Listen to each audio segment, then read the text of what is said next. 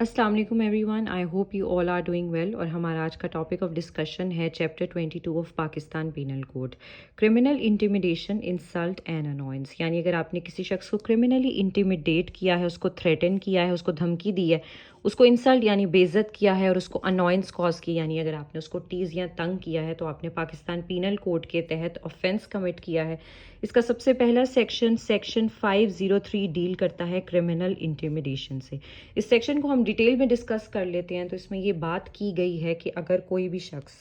یہ پرسن اے ہے، یہ کسی بھی دوسرے شخص یعنی پرسن بی کو تھریٹن کرتا ہے، دھمکی دیتا ہے کہ یہ اس کو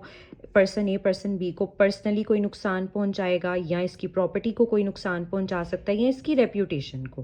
یا پرسن اے پرسن بی کو یہ دھمکی دیتا ہے کہ پرسن بی سے جو شخص تعلق رکھتا ہے یعنی پرسن سی، وہ اس کو کوئی پرسنلی نقصان پہنچائے گا، یا اس کی ریپیوٹیشن کو، یا اس کی پراپرٹی کو. اور یہ دھمکیاں دینے کا مقصد، پرسن اے یہ جو دھمکیاں دے رہا ہے اس کا مقصد کیا ہے کہ وہ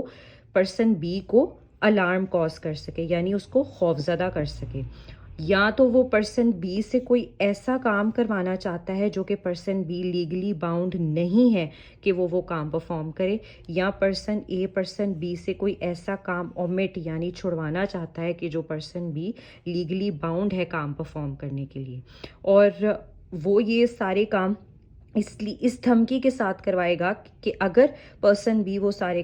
وہ کام پرفارم کرے یا اومٹ کرے، تو ہی وہ پھر اس تھریٹ کو، اس دھمکی کو، یعنی پرسن اے جو ہے اس تھریٹ یا دھمکی کو ایگزیکیوٹ نہیں کرے گا. تو اس کا مطلب ہے کہ پرسن اے نے کرمنل انٹیمیڈیشن کا جو آفینس ہے وہ کمٹ کیا ہے. یعنی اگر آپ دھمکی دے کر کسی سے زبردستی کوئی کام کروانا چاہتے ہو، یا اسے کسی کام سے روکنا چاہتے ہو اور اس کو خوف زدہ کرنا چاہتے ہو، تو آپ نے کرمنل انٹیمیڈیشن کا آفینس کمٹ کیا ہے. نیکسٹ سیکشن 504 جو ہے وہ ڈیل کرتا ہے.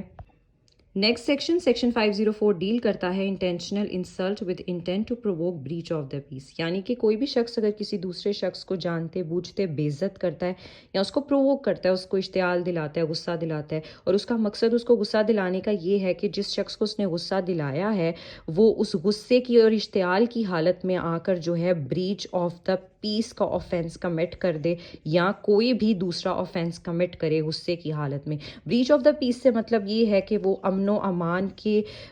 کو نقصان پہنچائے. تو ایسے شخص نے جو ہے سیکشن 504 کے تحت اس کو پینلائز کیا جائے گا. اس کی پنشمنٹ یہ ہے کہ اس کو 2 سال کی امپریزنمنٹ گرانٹ کی جا سکتی ہے، یا اس کو فائن کیا جا سکتا ہے، یا اس کو دونوں سزائیں بھی دی جا سکتی ہیں.